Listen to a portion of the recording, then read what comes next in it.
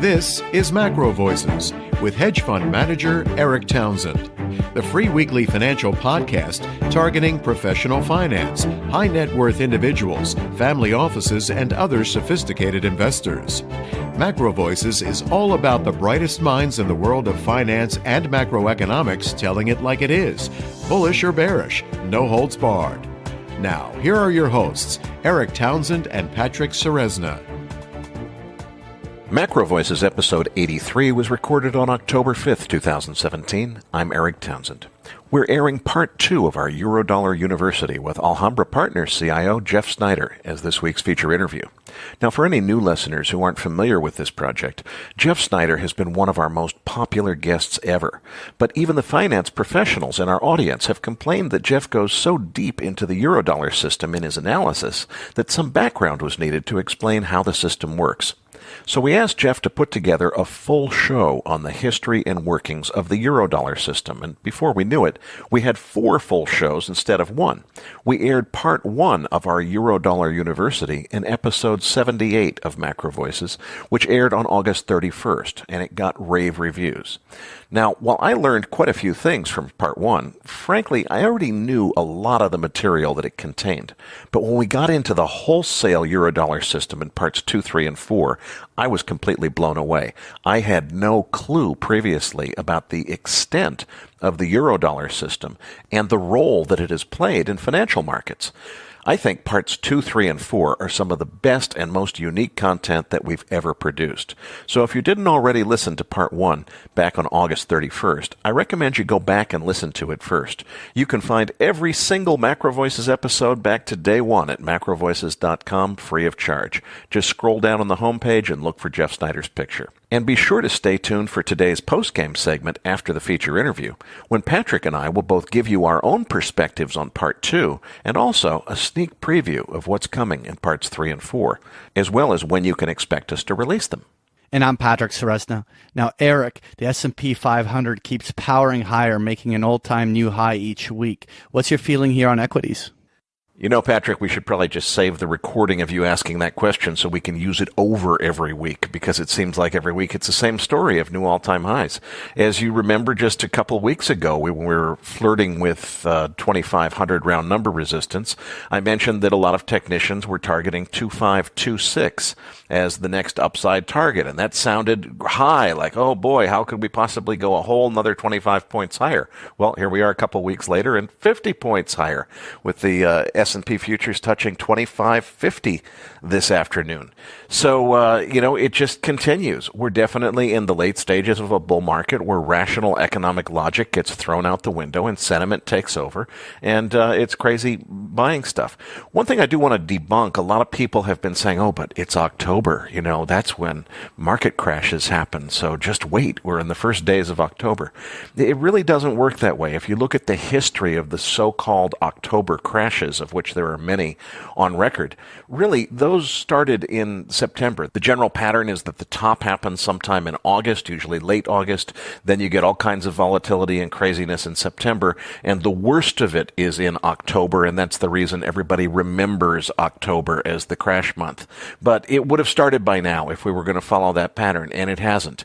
And, remember, the lion's share of the upside in a market comes in the mania stage. I think we're definitely in that mania stage. Is it time to think it's going to end, though? I doubt it. I mean, it ought to. I think it should roll over, and I think the fair value of the market is much lower. But I don't think it's about to end. I'm happy to not participate in this market, but that's just my style. I don't invest in things unless I believe in the fundamental argument, and I don't believe in this market. But I do think it has plenty of room to run much higher on irrational momentum.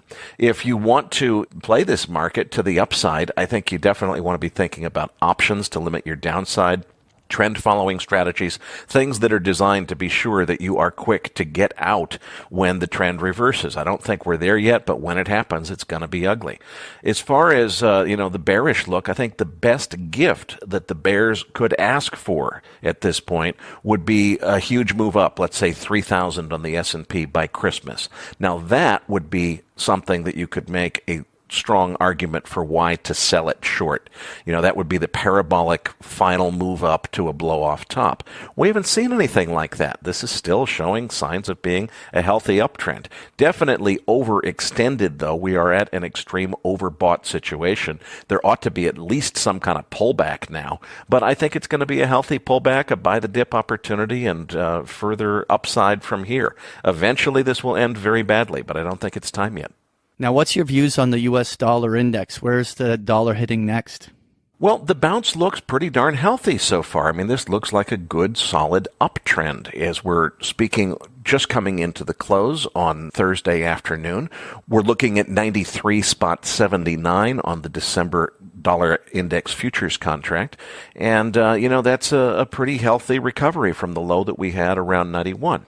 Now, keep in mind, though, that it's too early to call this game in the sense that even if the major trend has developed to the downside, well, a 50% retracement would be very typical after such a big move as we've seen to the downside before a further sell-off continues. A 50% retracement would take us back up to a 97 handle.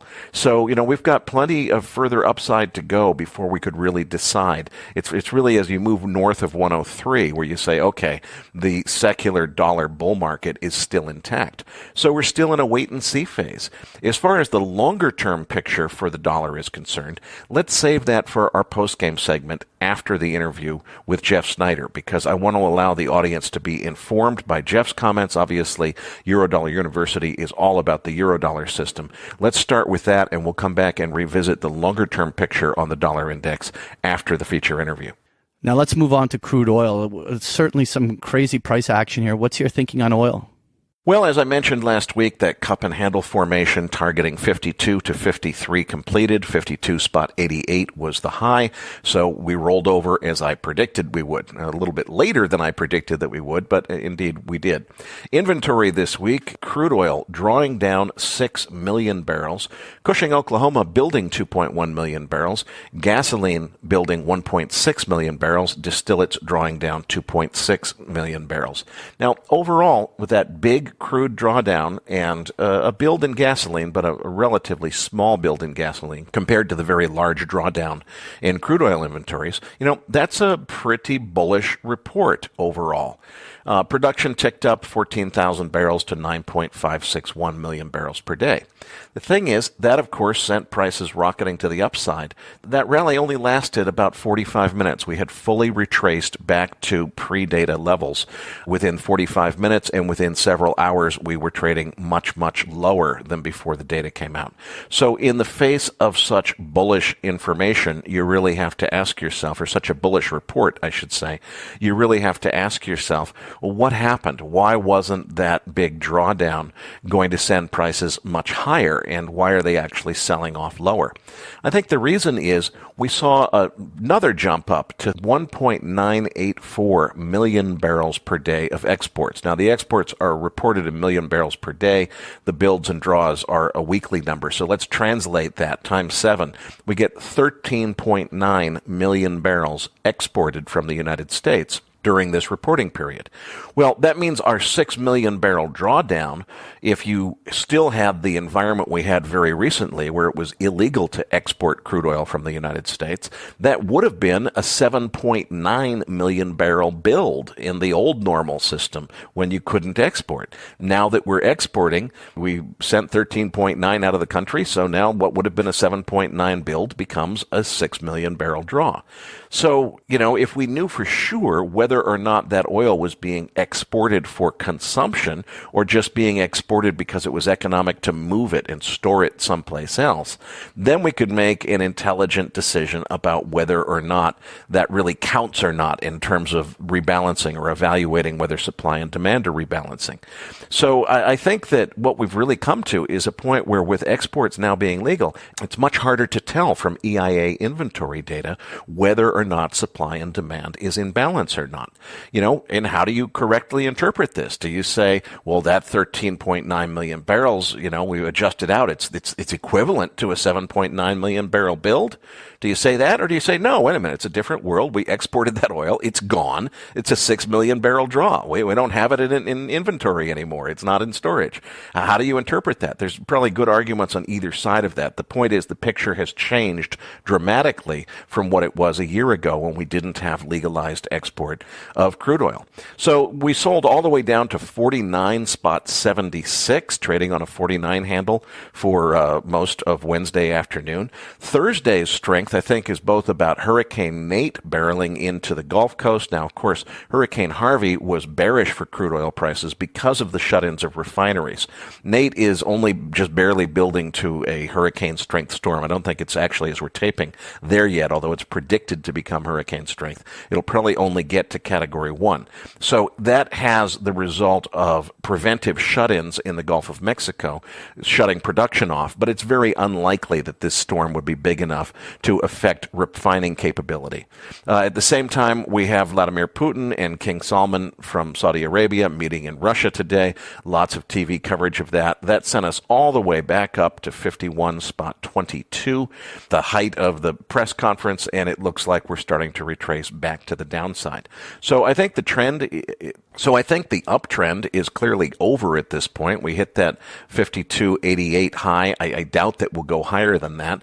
The next downside target would be the 200-day moving average, which perfectly coincides with the 50% Fibonacci retracement, right around 49.52. The next lower target after that would be the 61.8 fib level at 48.73. Then you get down to a 47.67 target, which would be a formative channel support line. Now, after that, the picture gets quite a bit muddier. I had pretty strong conviction a few weeks ago, thinking we're headed to below $40. I'm not convinced of that anymore. Now, frankly, I still think that the balancing or rebalancing of the market that people think is occurring is probably not occurring the way they believe it is. But at the same time, what is occurring is I think that between Saudi Arabia's activity to try to influence where their exports are going so that the accumulation of storage does not happen in the United States where it's most visible through EIA reporting, plus that Brent WTI spread. Now, whether anybody is trying to intentionally game that spread wider or if it's just happening naturally, I'm not sure. But one way or another, we have much lower than usual imports to the United States this week. That's because of the WTI being so much lower than Brent. It's more economic for people in other countries to export into Brent markets rather than into the WTI market. So the combination of where the Saudis are trying to cause their oil to go and that wide Brent WTI spread are leading to drawdowns in perceived inventory, actually not just perceived, actual inventory in the United States. Is it really a drawdown in global inventory, or is it a shell game that we're moving some things around and it's just coming out of U.S. inventory and into other inventory elsewhere in the world?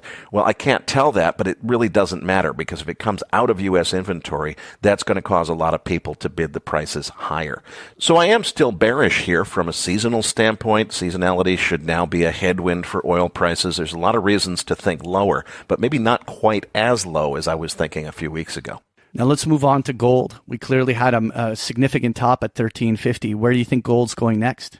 Well, 1281 was a good, solid technical level when we talked about that level, but the bounce off of that level only lasted for 2 days. Now, as we're speaking on Thursday afternoon, just after the close, looks like 1269.80 was the low this afternoon, and we're continuing to move lower. This is all about the dollar index, so far as I'm concerned. As long as this dollar bounce continues, then it's a serious headwind for gold, and I think we're looking at lower gold prices. Now, if you are absolutely convinced that the dollar is just dead cat bouncing and is imminently about to roll over and, turn back down into the 80s or something, it's time to buy gold. Jump on it. I don't think that's happening. I think that we're going to see a continued bounce in the dollar index, continued headwind for gold prices. I would consider buying gold when the dollar bounce shows signs of exhaustion or reversal. But until then, unless you think that this is a dead cat bounce, I don't think it's time here. On the other hand, if we were to see the dollar really resume a rally in earnest, say continuing to climb above 100 on the dollar index, gold's in real trouble in that case. I think it would be well below 1,200, maybe even to the 1,100 range that gold would be headed if that were to occur. So my position is until I have a stronger conviction about where the dollar index is concerned, I'm on the sidelines as far as gold. Now, 10-year treasuries, Eric, what's your thinking of where the next move for interest rates are going?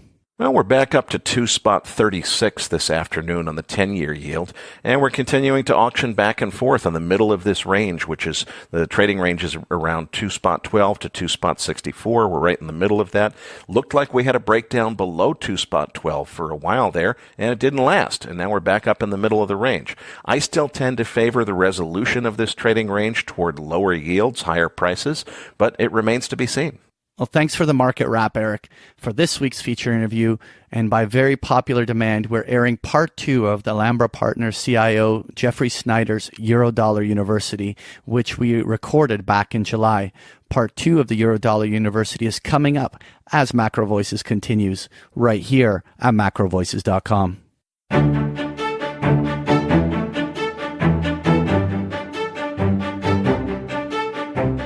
And now, with this week's special guest, here's hedge fund manager Eric Townsend. Today's feature interview with Hambre Partners CIO Jeffrey Snider was pre-recorded back in July of 2017 as part 2 of our Eurodollar University project. There's a slide deck to accompany this interview, and we recommend you download it before listening, as we'll be referring to the charts and graphs it contains throughout this program. Registered users at macrovoices.com will find the download link in your Research Roundup email. If you're not yet registered, go to www.macrovoices.com and look for instructions to register and get the download next to Jeffrey Snider's photo on our homepage. This 4-part series came about after listeners to the Macro Voices weekly podcast asked for more in-depth coverage on the Eurodollar system. In Part 1, we discussed how the Eurodollar system came about, how Milton Friedman demonstrated in a series of articles that fully $30 billion in new U.S. dollar money supply was created in the Eurodollar system by the end of the 1960s, and how this occurred at the stroke of a bookkeeper's pen, without a single penny of actual cash issued by the Treasury or a single ounce of gold bullion to back this $30 billion of new money supply. So without further ado, let's jump right back in where we left off. Here's Hambre Partners CIO, Jeffrey Snider. And so one of the things we have to be aware of is that the word Eurodollar, as I said before, is not a technically precise term. At least the way I use it is not a technically precise term.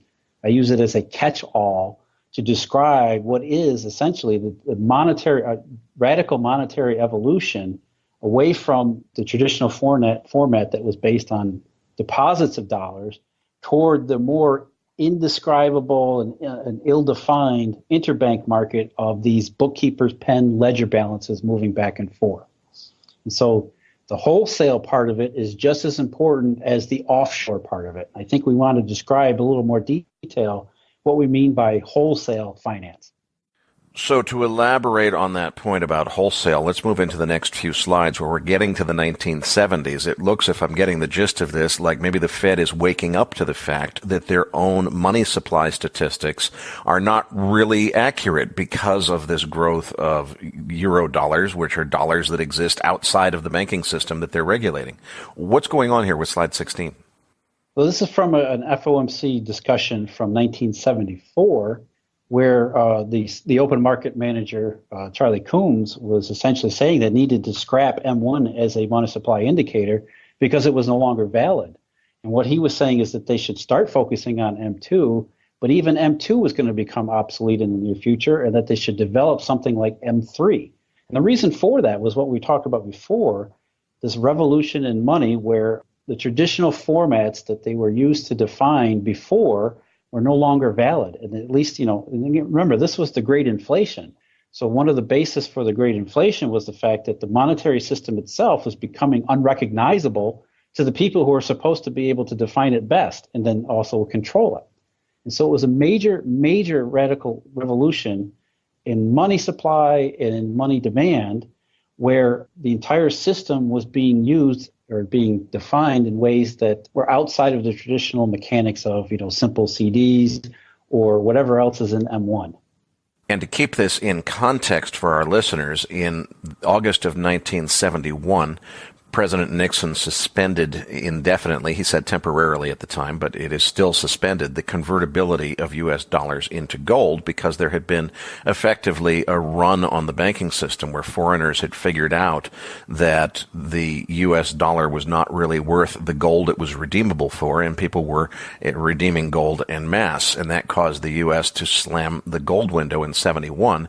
Then you get inflation starting, and now the government is figuring out, according to this, the FOMC in 74 is figuring out that their traditional measures of money supply don't work anymore. Moving on to slide 17, you've got a quote from Ben Bernanke in 2006 here. How does that fit into this story? What essentially happened was that in the 1970s, as all of these money supply targets and all of the money definitions were breaking down, many economists noticed it because it was hard not to, essentially. It was the great inflation after all. And started to investigate what it was going on in the monetary system. And a prominent economist, a Princeton economist, Stephen Goldfeld, wrote what was essentially a famous paper, which he titled "The Case of the Missing Money."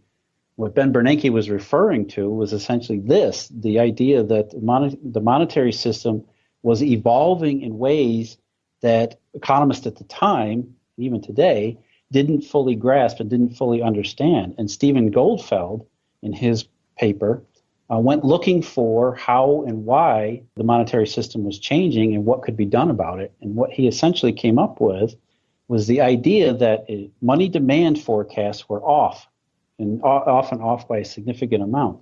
And we're on slide 18 now. And his conclusion was that they would forecast money demand for whether it was M1 or one of the other aggregates, and it would always come up short in the actual money demand. And the reason for it was the undeniable fact that something else was satisfying economic demand for money, which was clear at the time. Again, this is the great inflation. So the fact that there couldn't have been a tight monetary condition, even though the economists and policymakers at the time didn't know what it was obvious that there was something else monetarily satisfying economic demand for money. And Mr. Goldfeld wasn't able to characterize exactly what that was, other than to clarify that this was indeed happening. And so it became the case of the missing money for at least him in that part of the 1970s, where they weren't sure exactly what it was that was going on. But yet they would continue to investigate. And by the later 1970s, they had identified a couple of different candidates. And among them was the repo market. Before you go on, Jeff, I want to touch on this point you're making on slide 19, because the definition of Eurodollar that I found on Wikipedia was time deposits of U.S. dollars outside the U.S. banking system. Now, you're saying here that it's not just that. It also includes the transformation of banking into a wholesale model that is free of deposits altogether. That's very much at odds with the definition that I understood. So please explain what you're talking about. What is this wholesale model, and how is it possible for Eurodollars to exist if there are not bona fide deposits of U.S. dollars that are on deposit in some bank someplace? Well, I think, the Wikipedia definition gets back to the same thing Milton Friedman was talking about 50 years ago. Essentially, that we'd have a very difficult time describing the Eurodollar market because it assaults all of our traditional sensibilities about what money is and what it's supposed to be. But the fact of the matter is that we have this wholesale model that is often, some of the later versions of it, completely free of deposits altogether.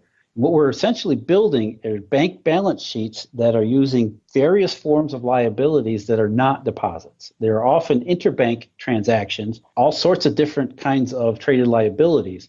Now, I know it's a difficult concept, and we want to describe it more fully, and that's, I think, what we're going to intend to do here. One of the first primary wholesale methodologies is the repo market. Jeff, before you go on, I just want to test something with you, because the description that I've always heard, if you pose the question, why was the U.S. forced in 1971 to abandon the gold standard, and why did the U.S. begin experiencing this huge inflation that lasted for a decade?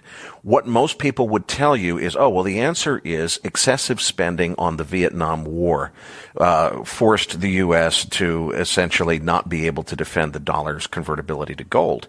It sounds to me like what you're saying here is this Eurodollar system growing out of control that nobody understood at the time probably has just as big, if not a bigger role than war spending in explaining what happened. Am I correct about that? And please elaborate. What role did Eurodollars play in the decision for the U.S. to go off of the gold standard, and what role did they play in fueling the very large inflation that occurred in the U.S. in the 1970s? Well, I think the first part is correct. I mean, there was a problem with deficit spending primarily. In Alan Meltzer's terrific history of the Fed, he attributes the great inflation to what he called the even keel policy, where by regulatory requirements, the Federal Reserve had to allow the U.S. Treasury to sell its debt at auction in the best possible manner. In other words, they would increase the level of bank reserves before an auction took place and then remove them afterwards. The purpose behind that was to make sure that the monetary system was sufficiently liquid so that the U.S. Treasury could sell its debt. So when the Vietnam War began to escalate and deficit spending increased also because of the Great Society, the Federal Reserve was adding reserves to auctions, which became more frequent, and then they never removed them. And so essentially they were printing money based on this deficit spending of the Treasury to make sure that the Treasury could always sell its debt at auction. So that was certainly part of it. I think Meltzer's correct about that. And we also have to recognize that philosophically, there was the idea from early 1960, the famous paper by Samuelson and Solow, where they essentially created what they called an exploitable Phillips curve, which was the idea that you could buy lower unemployment through increased inflation using the Phillips curve effect, so that the Treasury deficit monetarily financed would create inflation that would reduce the unemployment rate, which is one of the reasons why Milton Friedman became a Nobel laureate, because he criticized that philosophy as completely wrong. So there's a couple different developments that are apart from the Eurodollar system that do explain the great inflation, but I don't think they're comprehensive. I think we have to be aware of the fact that there's this missing money era where officials weren't really sure about what the money supply of the United States even was. They couldn't define it under their traditional statistics. That was what's so important about the discussion in 1974, was that we have Federal Reserve officials on record talking about the fact that the M1 monetary indicator had already become obsolete, and that there were things going on, according to Stephen Goldfeld's work, where they needed to do more investigation about, how do we define money in the 1970s? And oh, by the way, this is taking place during one of the greatest inflationary episodes in global history, because it was a global event. So, I think the Eurodollar story is an important part of that explanation. Let's go ahead and dive deeper into this, Jeff, as we move on to slide 20 here. We talk about this era of missing money. What's the missing money? Where did it go? And particularly, how does the repo market fit into this story? The repo market in the 1970s was primarily the biggest missing money component. And you can understand why there was a reluctance to add repos to the monetary definitions at the time, because it didn't seem to fit the idea of money. It's not that officials didn't know that there was this repurchase market out there, because in some forms, repurchase agreements go back a long ways to the earliest days of the Federal Reserve, and in foreign capacities even farther than that. So the repo market wasn't a new phenomenon. People knew about it, officials knew about it, but they were reluctant to treat it as a monetary component, because at that time there was actually no standard definition of what a repurchase agreement actually was. And I think a lot of people have problems when they try to intuitively understand the repo, because it's called a repurchase agreement, and it is in its transaction a sale and a buyback of a security. What exactly are people doing when they're doing that? What is the motivation for a firm to sell a security one day and agree on the same day to buy it back the next day, or further down the road? And it doesn't intuitively make sense, and it certainly doesn't intuitively make sense in a monetary capacity. And in fact, the whole history of the repo market was one of confusion and irregularity in official treatment. Repurchase agreements were by case treated as either a collateralized loan or an actual purchase and sale of securities. One of the most famous cases of the repo market that established the repo market in 1969 was Union Planters v. U.S., where the courts ruled, rather than clarify what a repurchase agreement was, the courts actually ruled that repos were to be taken on a case-by-case basis. And so, even earlier, in the 1957, for example, the Office of Comptroller of the Currency had started treating repos as collateralized loans, but then in 1964 decided, well, no, we're not going to do that. We're going to treat them again, like we always have, as actual purchases and sales of securities. So from the outside, even officially, the idea of repo as money might not have seemed like a legitimate explanation for the missing money. But in fact, the way that the banks were actually using these repurchase agreements, as the Federal Reserve Bank of New York found out in the spring of 1979, was that corporations were depositing assets into these other accounts where they would use a repo transaction that would be settled the next day, and then they would use those accounts to undertake monetary transactions. In other words, they would actually write checks against the repo account, even though the funds were segregated outside of the traditional definition of a deposit, and then they would be settled against that account. So even a repo transaction started to act monetarily. And what the Federal Reserve Bank of New York found in 1979 was when they went back and actually tried to quantify the growth of repurchase agreements in the 1970s, what they found was a great deal of this missing money was explained by the rise of the repo market, and also other things like money market funds too. But it was the rise of these things that were outside of the traditional definitions of money. And even though that they weren't defined as money under the deposit schematic, they were being used as money anyway. So you've described repo transactions. Let's focus on how they fit into this whole missing money equation. As we move on to slide 21, you're saying missing money equals wholesale. What do you mean by that, and how does repo fit into this whole story? Well, it was missing because the traditional banks or the traditional monetary statistics didn't include it in their definitions because, again, what we said about the complexity and the essentially insanity of the repo markets and how they were operated. And so from the perspective of officials using like an M1 statistics, there was missing money because of, the repo market and other wholesale formats like money market funds that were actually taking place, and they were actually taking on a monetary role outside of the traditional definitions. And so what essentially the repo market was another form of bank liabilities to be traded between banks or even between corporations and banks that didn't meet the traditional or official definitions of money at the time. And so in terms of the missing money era of the 1970s, it wasn't really missing. What was missing was the traditional understanding or the official or mainstream understanding of what money was, because the economy itself, as Stephen Goldfeld described in his paper, was using these various other formats of money to take economic transactions, to undertake economic transactions. So these other forms of money were being used to actually fulfill a monetary role. And it was just the idea that officially we didn't understand, or they didn't understand at the time, exactly how that was taking place or how much it was taking place, which is an important consideration, especially in a period like the Great Inflation, was that, okay, we know these things are taking place, we know they're happening, but how much of it is happening and to what degree, and to what degree does that affect, the economy at large, inflation, GDP, and all those other kinds of monetary aggregates. So on slide 22, you're essentially summarizing to say that eurodollars are really two things. The Wikipedia definition is the offshore eurodollars, and you're saying that these wholesale banking transactions create another money supply of U.S. dollars that doesn't really get captured in the official statistics. Moving on to slide 23, we're shifting gears here outside of the 70s, moving forward, I think, into the 80s and 90s, and talking about, you're describing this is off in the shadows, probably bringing into play the so-called shadow banking system. So how do we know how many of these eurodollars are if they're not being captured in the official statistics, and what their impact is on the global economy?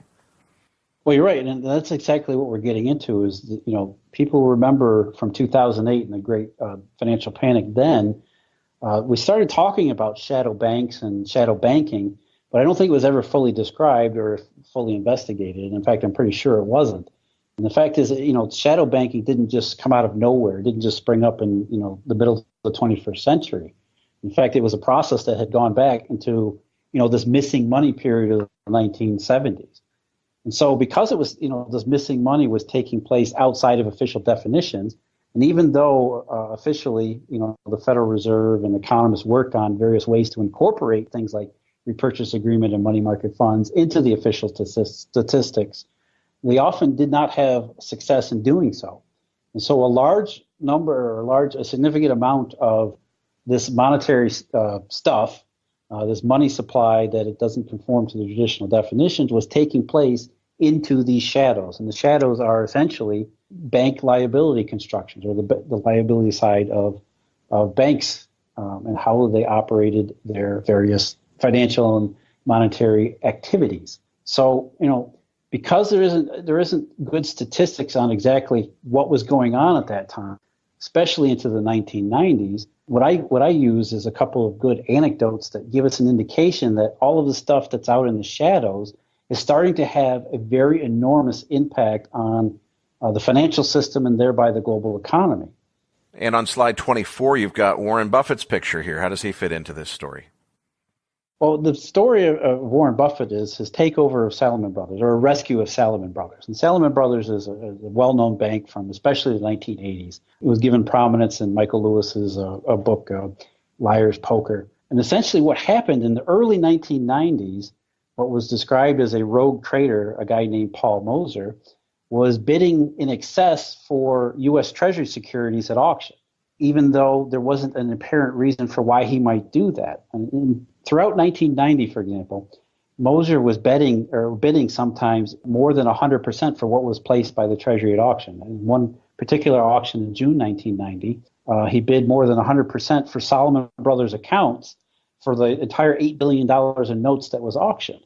Now, the Treasury Department noticed that this was taking place, and in fact, the Deputy Assistant Secretary, Michael Bansom, called Moser and told him, hey, knock it off. You're not supposed to be taking the entire auction for yourself. And eventually, a week after that phone call, Moser did it again for Salomon Brothers, and that led the Treasury to create what was a 35% rule that they even named after the guy. But yet he persisted at it. Even after Treasury had defined a rule, Moser kept bidding for more U.S. Treasuries at auction than they were supposedly allotted for. And the point was that by August 1991, the Treasury Department had finally had enough, and they were so fed up with this tactic that they actually threatened to suspend Salomon Brothers, which led to Warren Buffett's intervention with the Treasury Secretary and even testifying before the House and Senate. Even after he took over, or at least rescued Salomon Brothers, he took out a two-page letter, or he published a two-page letter to shareholders in October 1991 in the Wall Street Journal, the New York Times, and the Financial Times of London. So this was a big deal for Salomon Brothers. Essentially, they were facing what was to them a death sentence by being kicked out of the Treasury market. And what was important about this episode was nobody could figure out what was going on. Why was Salomon Brothers threatening their own existence? The LA Times, for example, wrote a story in February 1992 talking about all this, and they called it Moser's inept little scam, because in the mainstream, they couldn't understand what was going on. Why was Salomon Brothers so intent on overbidding at auction for Treasury paper? From the outside, it looked like there was nothing. I mean, it was small potatoes. They weren't making a whole lot of money on the transaction, so it wasn't like they were buying paper for the paper itself. And in fact, that led to a government investigation in January 1992, a joint investigation from several government agencies, including the SEC, Federal Reserve Bank of New York, the NYSE, the NESD, the OCC, and all the alphabet soup of government agencies to try to figure out what was going on, because their purpose was to maintain the integrity of the auction process. And what they found was that looking at GSE auctions of mortgage bond securities, everybody was doing this. They sampled, I believe, 98 dealers and found them all were overbidding for MBS paper at auction. Something was going on here. Why was it that all of these people were going to such lengths to obtain auction on the run securities? And they were doing so in flagrant violation of all of these rules. And often, in the MBS side, the joint report on the government securities market found that some of the dealers were actually maintaining two separate sets of books so that they could do this. And again, I don't think even in the government report, it wasn't clear the government, why were these banks doing this? And the answer to that was the rise of the repo market. The idea that collateral had become an important part of the monetary system, especially on the interbank side of how banks obtain funding. Getting funds from the repo market was so important at that time and had become such a prominent part of the overall funding side that these dealers were going to illegitimate lengths to obtain collateral.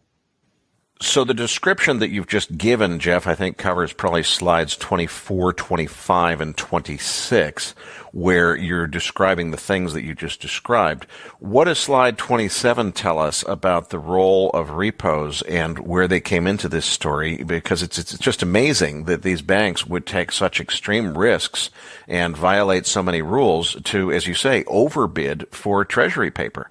What does this slide 27 show us about the repo market and how it was growing at the time?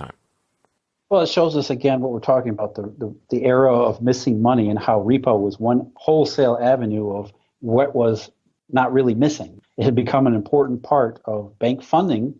And so because it was such a rising important part of bank funding on the liability side, that meant because a repo is essentially a collateralized loan, that collateral is in high demand, specifically on-the-run collateral, which on-the-run simply means any security that is just auctioned off.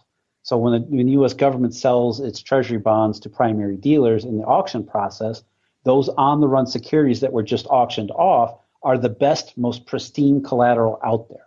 And so that's why these banks were essentially trying to get as much as they could possibly get their hands on, the best prime collateral, because by the early 1990s, it had become an enormously important part of their funding dynamic.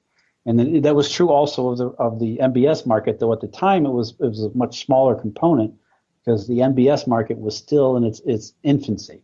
But even there, you could see from the Treasury Department's report, or the government official report on the auction process, that if so many dealers were willing to overbid for what would become on-the-run securities, we can infer from that the importance of the repo market for each of these dealer banks. And by the early 1990s, it had become something that I don't think most people, especially most officials, really appreciated as the role in redefining monetary circumstances. Before we go any further, Jeff, I think we need to clarify. You're saying that these banks are all overpaying for treasury securities and trying to take up the entire issuance if they can possibly get their hands on it. Now, bankers don't do something like that unless there's a return on it. So I've got to believe that their intention is going to be to do something that somehow involves a multiplier effect, that if they're overpaying for that collateral, they're going to use the collateral in order to achieve some greater leverage or something. How does that actually work? Well, there's a couple different ways they can do it. And one of it is essentially to make sure that they have access to the most pristine collateral, which are these on-the-run securities, for their own funding purposes, number one.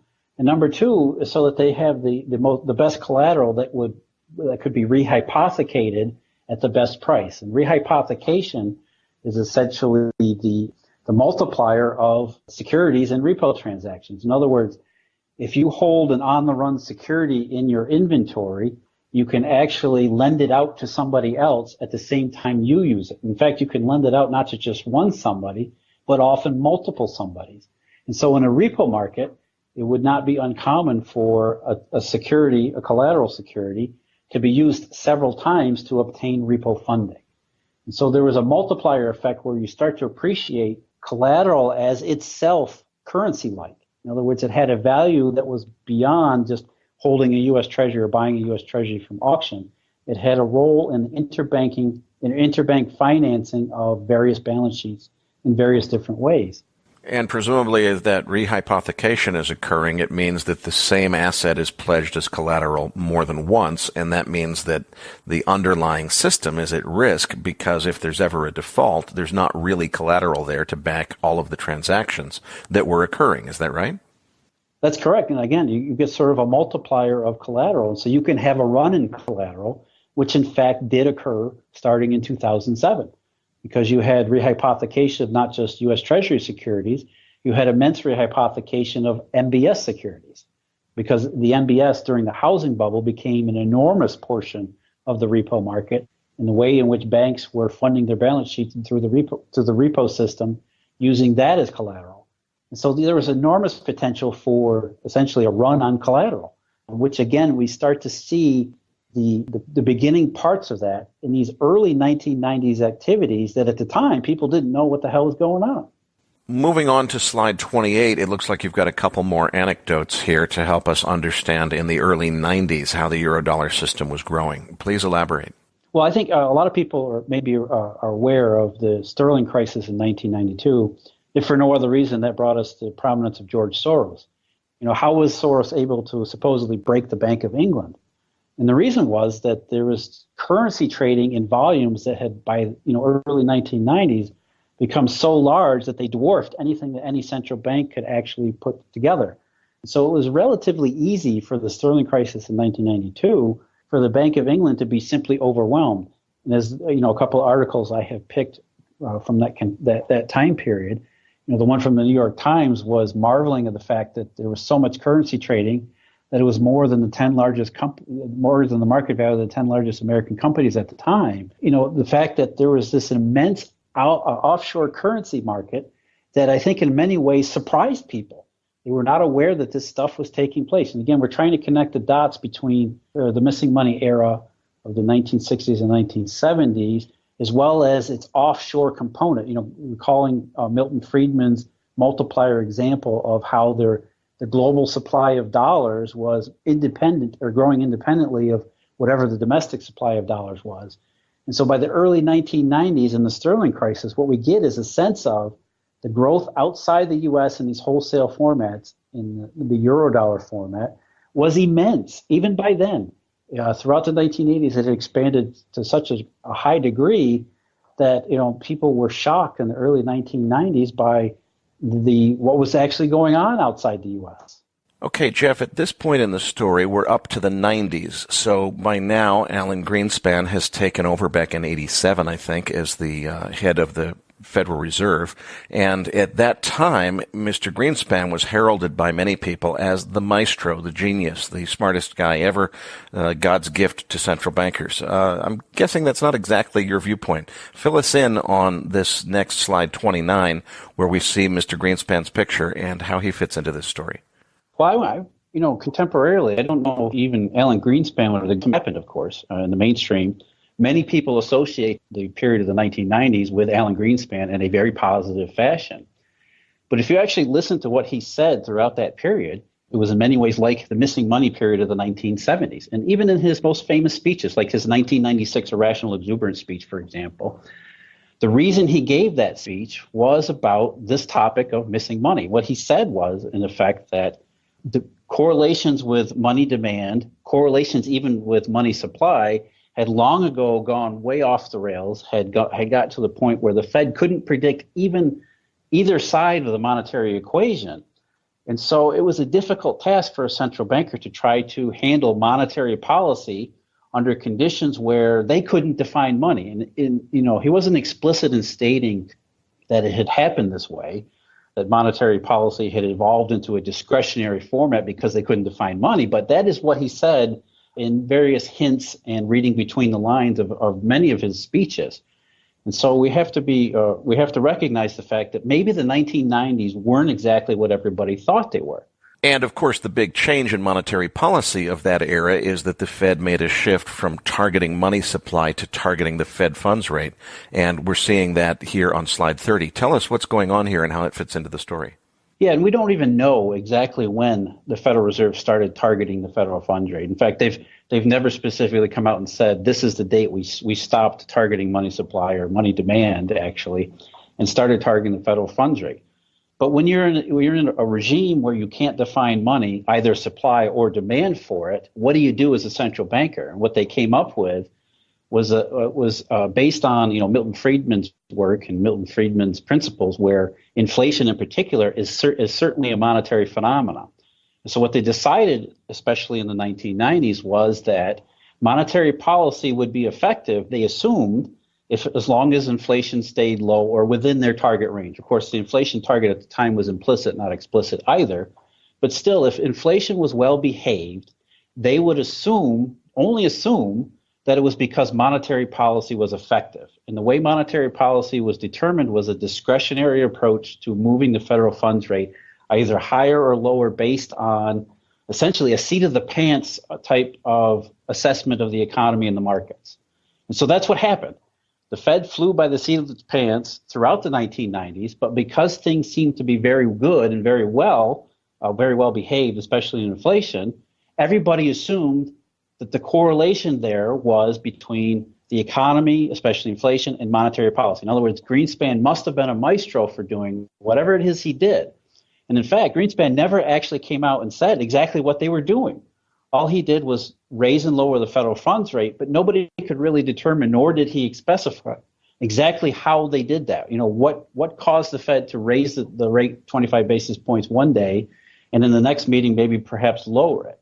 And in fact, what we know today is that it was a completely discretionary policy that had absolutely nothing to do with money whatsoever.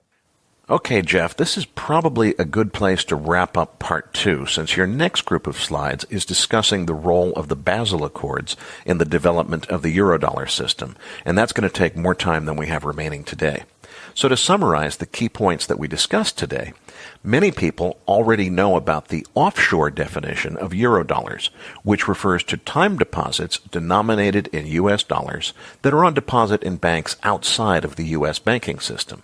But in this discussion, we reviewed the wholesale component of the Eurodollar system, which essentially allows U.S. banks to create money supply out of thin air through creative accounting. We learned that by 1974, the Fed realized that they really didn't know how to measure the money supply accurately anymore because the system had become so complex.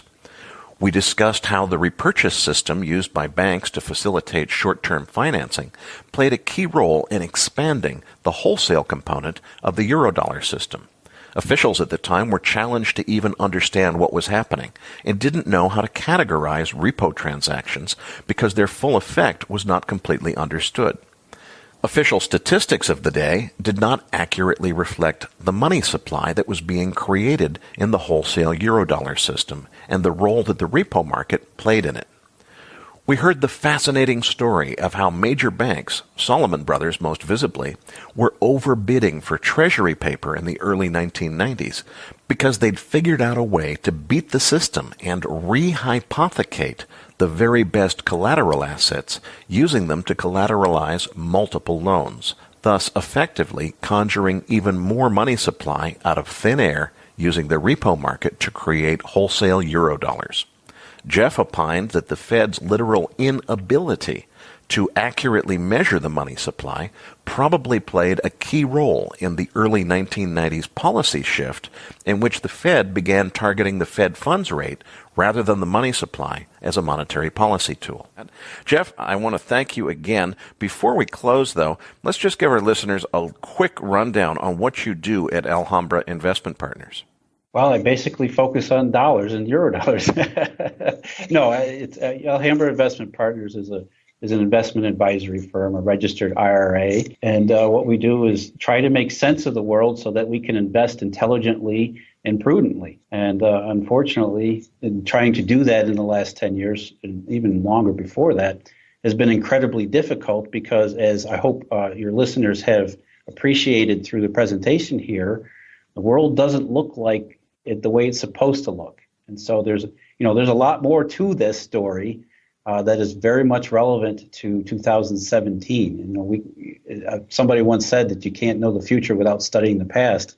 I believe that wholeheartedly, and I think, at least I hope that what we've done here will help people understand that as well. We're going to leave it there for this episode, folks. Be sure to tune back in, though, for part 3, where we're going to begin by diving into the role that the Basel Accords played in shaping the evolution of the Eurodollar system through the 90s and early 2000s. Patrick Ceresna and I will be back as Macro Voices continues right here at macrovoices.com.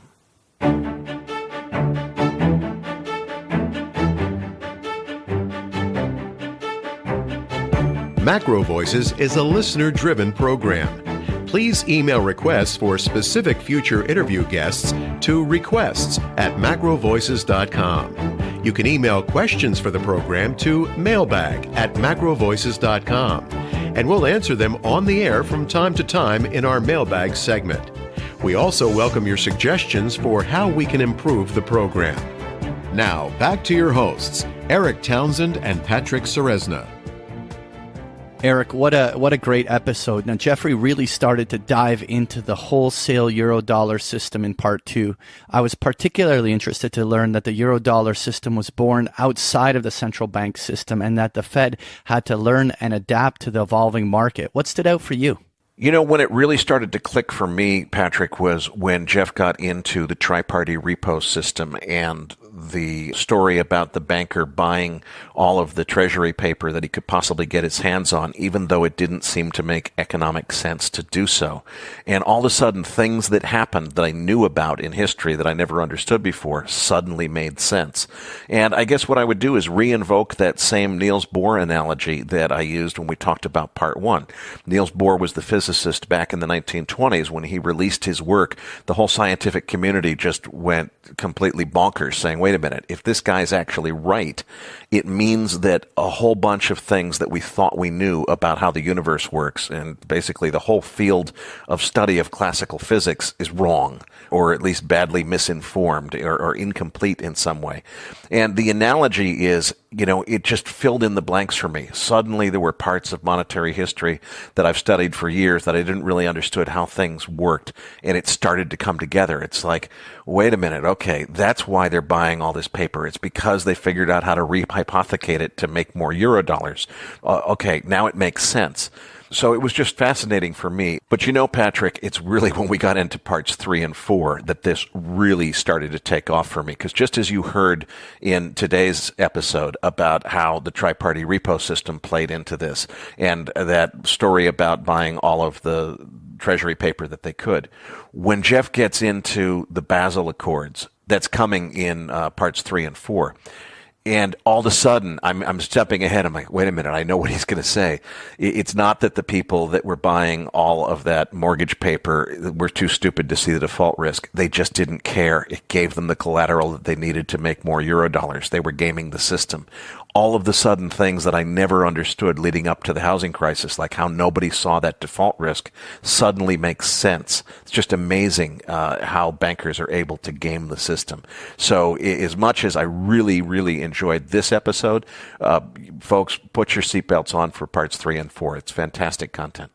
Now, Eric, since you teased the audience with parts 3 and 4, what's your plan for releasing them?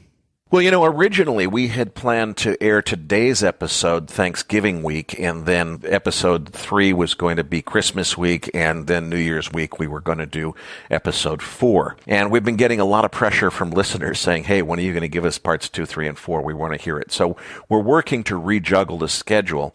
Now, of course, that means we got to come up with something else to do on the holiday weeks. Well, we've got a really great idea that's still in the works, so I'm going to keep that under wraps for now. So we may have a plan C, if you will, for Christmas and New Year's week. I think that probably Thanksgiving week will be either part 3 or part 4. I'm not sure which. And shortly thereafter, if that's not part 4, we'll get it out after that. By the time we get to Christmas, certainly we will have had all 4 episodes out. I'm not certain at this point. We're just juggling some of our other guests and bookings. The problem we're dealing with, folks, is we've got some really, really fantastic guests booked this fall. So we've got to balance the desire to get you the rest of Eurodollar University with our other regularly scheduled programming. But I think probably by Thanksgiving, you'll have received all 4 episodes. If not, it'll be 3 on Thanksgiving and 4 might be the week after that. Now, Eric, let's talk about the dollar. Over the last month of episodes, we have focused extensively on the U.S. dollar. And now that we both have had time to absorb the Luke Roman and Mark Yusko views, I have to say I am still conflicted with variant views on this. Look, I understand the foundational argument of the Luke Romans of the world, the idea that throughout history, a country with the worst balance of trade and the lowest reserves has had its currency weaken to bring the imbalance back into balance. But we live in a world where it's almost all of these Western world nations are pretty foobarred. I mean, when we talk about things like demographics and boomers and the associated pension crisis that is coming, that isn't really a U.S.-centric problem. I mean, in the end, the baby boomer and pension crisis exists in Canada, in Europe, in Japan. This is something that all these countries are going to have to deal with. But then when you look at Japan running these historically high levels of debt to GDP, with devaluing their currency to deflate their debts away, is like the only tenable long-term solution they have. Then you look at Europe. Now it has very high levels of debt, but more importantly, yet that's coupled with these geopolitical headwinds of national unity. And you look at the real estate bubbles in Australia and Canada. We had, Pete Wargent on last week, and we had Kevin Muir on the show a couple months ago, and both suggested that one of the ways to express this real estate short bubble thing is by shorting the Aussie and the CAD currencies as a way to express it, because these central banks will have to provide liquidity when these real estate markets turn. So I ask you, can these countries stand by and watch their currencies skyrocket against the U.S. dollar, because of this U.S. bear narrative? To me, I just have a hard time kind of wrapping my head around that it's just going to be all bearishness. What's your take on that? Well, I definitely agree with you. There's a conundrum here in terms of good arguments on both sides. To me, it's all about time frames. Now, I'm going to stick to what has actually been my longest standing view, and that's not the long dollar view, but something I decided a full decade ago. Is there's no doubt in my mind that the end game here is that sometime within our lifetimes, the U.S. dollar is going to lose its hegemony in the global financial system. It's going to stop being the world's reserve currency. It's going to stop being the sole preferred asset of central banks for reserve assets. It won't be U.S. Treasuries are the only game in town again. These things are going to change. It is going to be massively, massively bearish for the U.S. dollar, for the U.S. Treasury market, and it's going to create a fiscal crisis in the United States of proportions that are going to knock your socks off, frankly. Now, the thing is, Patrick, all of this was predicted by economist Robert Triffin like 60 years ago, and he didn't get it wrong. He was just really, really early. And the thing that I keep coming back to is what I had concluded 10 years ago, at least. I thought really bearish views about the dollar, very similar to Mark Yusko's views and Luke Groman's views. So I certainly don't disagree with those guys. The thing is, I think they may still be early. The view that I've had is that, and this is getting more recent now, I realized the shortcomings of being so bearish and thinking that imminently this has to change. Robert Triffin predicted it 60 years ago. It doesn't have to happen right now. It's inevitable. It's going to happen someday, but it's not right now. And the thing is, like it or not, the U.S. dollar and U.S. Treasuries are perceived by the whole world as the favored asset. It's the safety trade. It's always into U.S. Treasuries. And I do think that this de-dollarization trend is going to continue to pick up steam and accelerate. But right now, it's on the back burner. It's a glimmer in Sergei Glaziev's eyes. If we see this new crude oil contract that's backed by yuan suddenly take off and dramatically take market share away from the Brent contract, oh boy, then Luke Groman is not early, and it's time to really rethink everything. But I don't think that's likely to happen. I think that this contract for crude oil in yuan is likely to be a sideshow, at least for a while. And I think that, my view is still the U.S. dollar benefits because there are so many problems around the world that as long as the dollar remains the hegemonic center of the financial universe and remains the world's reserve currency, the capital flows are going to be away from crises elsewhere in the world into U.S. dollars and U.S. dollar assets until such time as this de-dollarization trend really takes hold and there are alternatives and we get to the point where central banks are not favoring U.S. Treasuries anymore and we get to the point where institutional investors around the world are not thinking of U.S. dollars as the safety trade, as the risk-free asset, but they're shying away from U.S. dollars because they see the default risk that's inherent to an overburdened debt system in the United United States and the questionable ability of the United States to ever pay it back in real terms. We're not there yet. Now, what I think about then is the old adage of don't try to predict what the market's supposed to do. Let the market tell you. So I start to focus on what are the signals, what are the indicators to tell me that bullish view that I have about the U.S. dollar, which is not based on thinking that it's meant to be forever. It's based on I don't think the end game is really on yet. How do I know the end game is starting? What are the things to look for?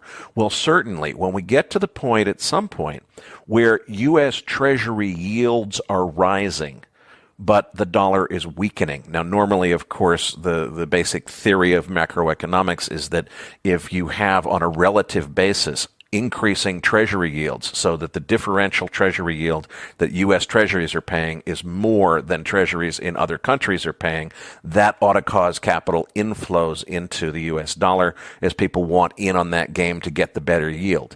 If the dollar is weakening as treasury yields are going up, that means that people don't want the better yield because they're afraid of the default risk. So when you see that usual relationship of as the yield on a relative basis, in other words, when U.S. treasuries as compared to other countries around the world are paying better rates of yield, if that does not cause capital flows to move into U.S. dollars, okay, maybe the end game is on, but we're not seeing that yet. So I think that in the end game, for sure, Mark Yusko and Luke Gromen have it exactly right. They seem to think the end game is already started. I'm not convinced it is, and I think that there may be a last hurrah for the U.S. dollar. And when I say last hurrah, I don't mean for the next month. I mean for the next several years. And I could be wrong about that. Maybe the end game is on. If I think back to the fourth turning and Neil Howe, the way fourth turnings go down is usually the worst of it is in the last, say 5 or 6 years. And the very last couple of years are when things get fixed. So logically, if this fourth turning should end around 2030, 2031, then let's say it's around 2028 that, the worst is over and we're into the resolution phase. That suggests to me 2024 to 2028 might be the crisis period where you could see the U.S. dollar lose its hegemony and a U.S. Treasury crisis could develop. So I definitely think it's not just in our lifetimes, it's not that far off. But hey, that's still, 5 to 10 years away. I don't think it's right now. And until then, it's going to be very interesting. The other thing to watch, of course, as a signal is the U.S. dollar is definitely bouncing now in a very persuasive way. If it continues to resume a secular uptrend, in other words, if we clear 103, the prior high, and we get moving to 105, 106, 107, okay, it's not time for Luke Gromen and Mark Yusko to be right quite yet, although I'm convinced they will be proven right in the end. On the other hand, if we get, another point up to 94 here and it rolls over and we take out 90 to the downside and we're looking at 80s all of a sudden, okay, well, that tells me something very different. So I think we've got to listen to the market and let the market tell us when the end game is on. I have not seen evidence to persuade me it's on as of now. Now, Eric, I need to ask you, we had a listener question from Dexter, who emailed us asking about something that actually touches on this very topic. And I'm going to paraphrase his email, but basically saying, look, all these smart people are seeing this end game coming, such as yourself, and we're talking about this eventual debt reset. And he says, obviously, there's a very low chance 20 years from now that the U.S. will look the same than it does today. But he's asking the question, is there a coherent argument that is everything turns out okay, and what would the rationale be? And I kind of look at that and I think of the thing like, okay, monetary systems reset and things change. Like if someone was born, let's say in the silent generation in the 1920s and 30s, and they're alive today, they had the opportunity to live through 3 distinct monetary systems, the pre-Bretton Woods system, then the Bretton Woods system, then the birth of the Eurodollar system and our current fiat debt-based system that we're in today, this kind of petrodollar system. They would have lived through numerous ones. And the way I kind of look at it is change is the only certainty. I mean, we can't have things always stay the same. It's an ever-evolving process. But I think the question Dexter is asking, I mean, does this have to be doom and gloom? Or is there a way that this can all settle out in a way and everything be okay? What's your thinking on that? Well, and I think it's not only a question of, certainly it doesn't have to be all doom and gloom, but also what you see in fourth turnings are radical changes in social attitudes. And we talked about this with Neil Howe. All of a sudden, there are generations who think that socialism is a better system than capitalism, and maybe we should adopt that. And of course, I don't personally agree with that view. But the point is, we're entering an era here where there could be radical changes, things that we previously thought unthinkable. So what happens, for example, if there's another big quantitative easing program? We get to the point where instead of the Fed owning a quarter of the Treasury paper or whatever it is now, they own half of the Treasury paper or even more. And then they decide to just forgive that debt away. So you basically take the U.S. government's huge, enormous, outstanding Treasury debt, and you cut it in half by having the Fed forgive the portion of it that it owns. Well, what are the consequences and knock-on implications of that? I'm not sure, but there are solutions that could come into play that we would have thought to be unthinkable previously. There's the idea of debt jubilees. There's all kinds of possibility. So I think it really comes down to a question of social moods and attitudes and everything else. But I don't think it has to be doom and gloom. We do have to get to the point, though. What I know is not going to happen is continue on the course in speed that we're on, which is double the national debt in the current system that we have every 8-year presidential cycle. Eventually, something has to give way and fall apart if we continue doing that. And how it falls apart, I think, remains to be seen. No, absolutely. The one thing I always say is a lot of people think that things are good when things stay the same. But in the end, once you accept the fact that it's always changing and it's just always reinventing itself, and then that sometimes comes with difficult hiccups along the way, then, it's just you accept that and you watch it evolve. Now, I wanted to move on, and we had another listener, Craig, who wrote us an email, and he was commenting. He said he was listening to the interview with Kyle Bass on Real Vision, and they were talking about being long volatility as being the best trade in the world right now. And Craig was wondering that if that was something we agreed with, and would an option strategy be the best way to express that kind of a trade idea? And so my initial response to you, Craig, would be the fact that the only way that I know of being long volatility is with a negative carry. Whether you're buying option premium that is time decaying away, or whether you express the trade long vol and you have the negative term structure and the VIX futures and things like that to contend with. The biggest problem with being long volatility is it costs continuously to be long vol. And therefore, to me, being a trader that wants to, let's say, try to profit from a long volatility strategy, you have to be somewhat right about your timing. Because someone, for instance, back in 2015 could have seen all of the same reasons to be long volatility that we see today. Someone who's been going long volatility since 2015 has just been completely destroyed from that negative carry.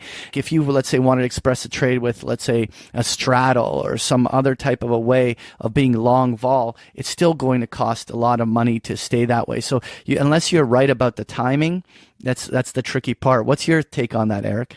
Well, I think you can really drive home that same point that you just made, Patrick, by looking at the people that are short vol and why it's working for them.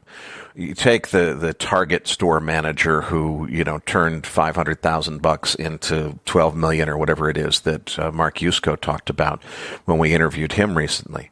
Well, how is it that guy who probably doesn't even understand why he's making money is making money? It's not because he bet on short vol and the VIX went down in absolute terms.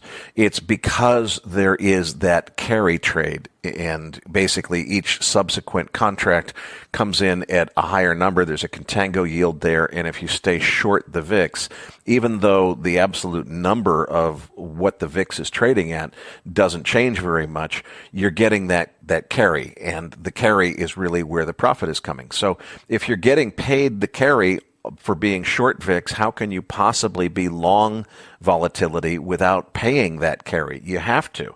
And I don't think there's any way around that. So as you say, if you can get the timing right, you want to be as levered up, long vol as you can possibly get, like 5 minutes before it all blows apart. Now, there's been a lot of people that have been predicting it was all going to blow apart for as long as we've been doing this podcast, certainly longer than that, for years now. And they're going to be proven right at some point. But if you had gone long vol anticipating that, you would have lost all your money by now. So you got to get the timing right if you're going to play that trade. I don't think there's any other way around it.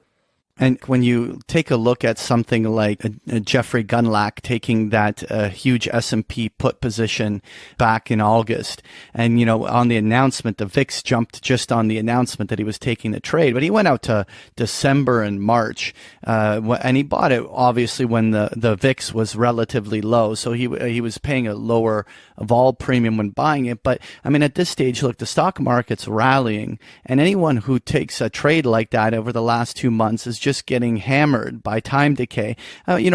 Maybe Jeffrey's going to be right. Maybe there will be an event between December and March, but right now it's a pain trade. You're exactly right, Patrick, because I bought some S&P puts at about the same price that Jeff Gundlach bought them at. And, he announced that because he said so, vol was going to go up. Vol did jump up. We made a profit on that trade in the moment. Now, not only is the profit gone, but I think that I'm down about 40% on what I originally paid for those put options because there's time decay there. So there's no getting around the fact that you've got to get the timing right. Speaking of getting the timing right, we're going to have to wrap it here for this episode, folks. We really need your help, and we sure appreciate those of you who are able to donate to help defray our production costs. Share your research roundup emails with your friends and colleagues. Tell people about Macro Voices, because the more listeners that we have, and particularly the more registered users we have, the more able Patrick is to recruit the very best feature interview guests. Most importantly, register your free account at macrovoices.com. Only takes a few minutes. It's completely free. We won't spam you. We won't sell your email address to anybody. We'll just send you the research roundup, which is a free compendium of links to all of the coolest stuff we could find on the internet, as well as downloads from our feature interview guests. Patrick, tell them what's in this week's research roundup. Well, the first thing you'll find is the link to the transcript for the actual part 2 of the Eurodollar University. So anyone who wants to actually read over what they listen to, it's a great opportunity to kind of reabsorb the content. The second thing you'll find is the link to the slide deck that actually accompanies that Eurodollar University interview. I also posted a link to another Jeffrey Snider article titled Auto Sales Up Last Month, But Why?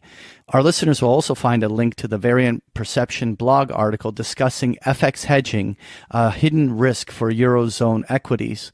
There's also a link to a great article from Nick Cunningham from oilprices.com asking what really killed the oil price rally. You'll find this and so much more in this week's Research Roundup. So that does it for this week's episode. We appreciate all the feedback and support we get from our listeners and are always looking for suggestions on how we can make the program even better. Now, for those of our listeners that write or blog about the markets and would like to share that content with our listeners, send us an email at researchroundup@macrovoices.com or tag it with the MVRR hashtag on Twitter, and we'll include it in our weekly distributions.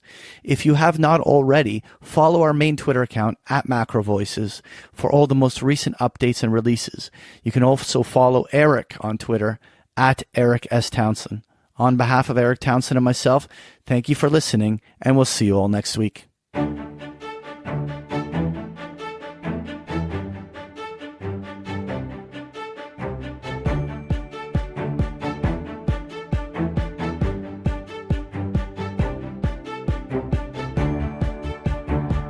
That concludes this edition of Macro Voices.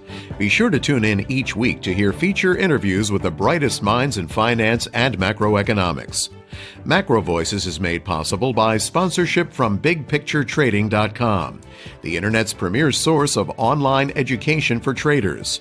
Please visit BigPictureTrading.com for more information. Please register your free account at MacroVoices.com.